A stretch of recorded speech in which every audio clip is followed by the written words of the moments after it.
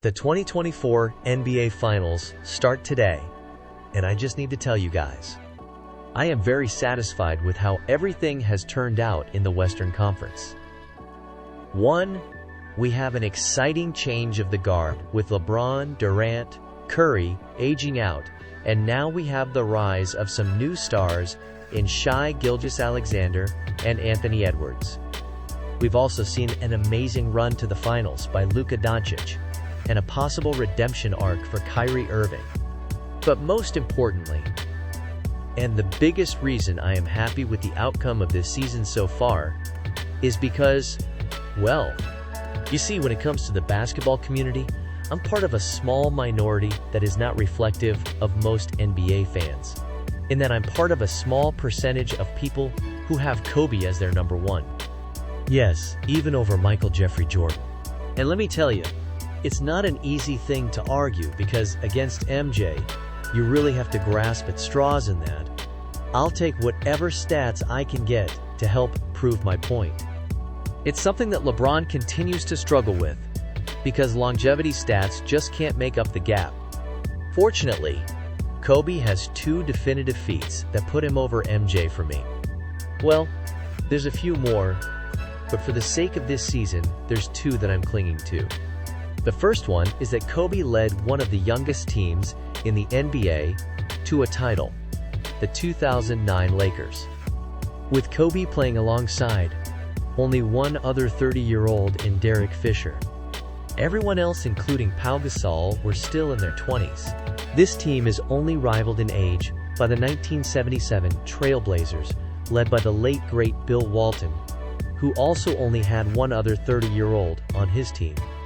For comparison, here's some numbers I got from The Case for Kobe Bryant, showing Michael Jordan played with a minimum of 4 other 30-year-olds when he won in 1991, and a maximum of 8 other 30-year-olds, including himself when he had that monster 72-win season in 1996.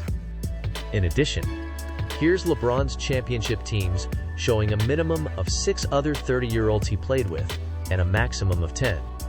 This year threatened my Kobe GOAT argument with Shai Gilgeous-Alexander, first-seeded OKC team. They currently have 0 30-year-olds on this team. So if they won this season, that would have overtaken Kobe's 2009 Lakers as one of the youngest NBA championship teams. But this didn't happen. OKC lost to Luka, and my precious Kobe stat is safe.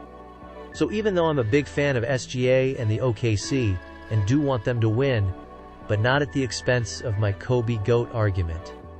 Next part of my GOAT argument over MJ is Kobe is the only player in NBA history to win back-to-back titles without another top 75 player as their teammate.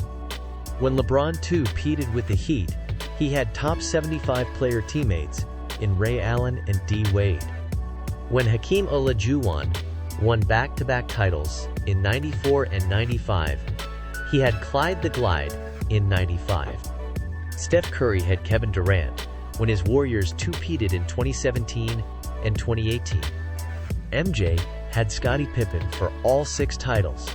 And you can tell me Scottie is a bad shooter, you can tell me his defense is overrated, but the one thing you can't take away from Scottie is he is a top 75 player. Don't forget, without MJ, Scottie led the 94 Bulls to the second round of the playoffs.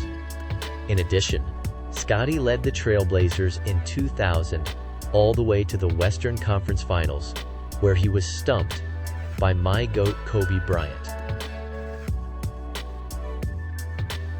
For the 2009 and 2010 Laker teams who won, Kobe did not have a top 75 teammate. Pau Gasol is an amazing player. He was an all-star, Hall of Famer, and has his jersey retired next to Kobe per Kobe's request. But Pau Gasol is currently not a top 75 player of all time. Going back to this 2024 playoff season, Jokic was threatening my Kobe GOAT argument because his Nuggets team had the chance to two-peat coming into this 2024 season as the defending champs, and Jokic doesn't have another top 75 player on his team. As pivotal as Jamal Murray has been for that team, he is not top 75.